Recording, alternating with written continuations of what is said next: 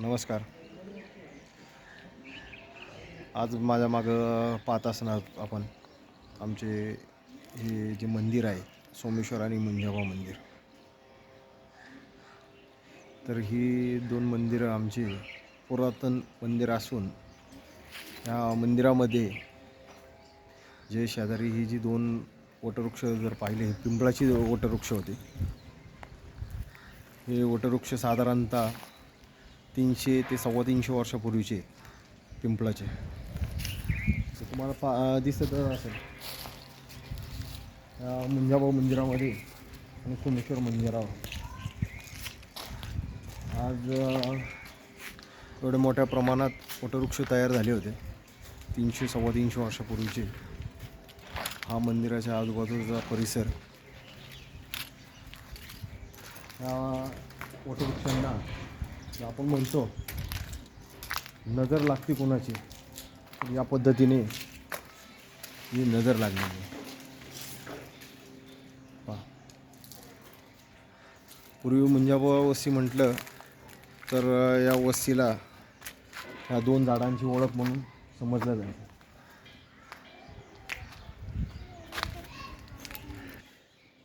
तर या दोन वटवृक्षांना आपण म्हटल्याप्रमाणे जर बघितलं तर ही 300-350 वर्षापूर्वीची वटवृक्ष होते.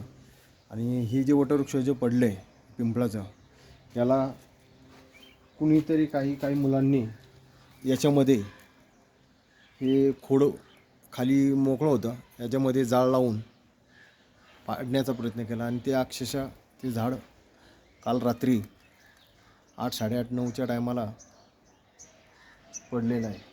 आपल्याला दिसतच असेल याच्यामध्ये हे सगळं जाळ लावून पाडलेलं आहे. जी या ठिकाणी दारू पिणारी किंवा गांजा फुकणारी मुलं बसत असायची, त्या मुलांनी अक्षरशः ही झाडं खोडाला आग लावून उद्ध्वस्त केलेली. हे पहा, आमचे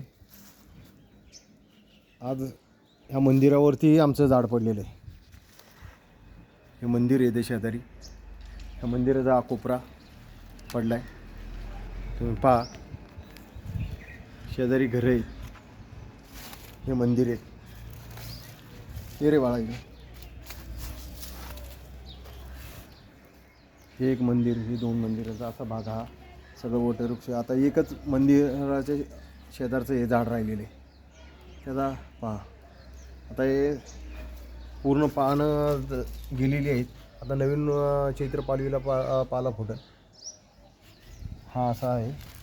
तर हे आमचं मंदिर 300-350 वर्षापूर्वीचे मंदिर होते.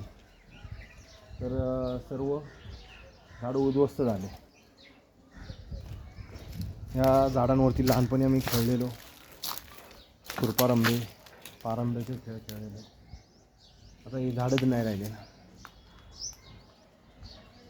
तर हा झाडांचा इतिहास होता. पहा, सगळीकडंच तुटून झाड पडलेलं आहे. हे मंदिराचा परिसर, एक मंदिर दाखवते तुम्ही.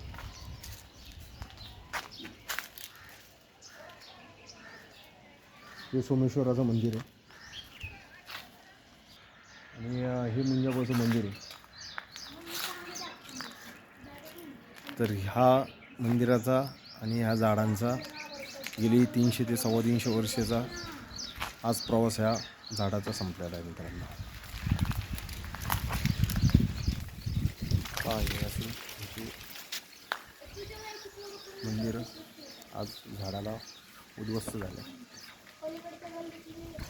तर ही दोन प्रकारची मंदिरं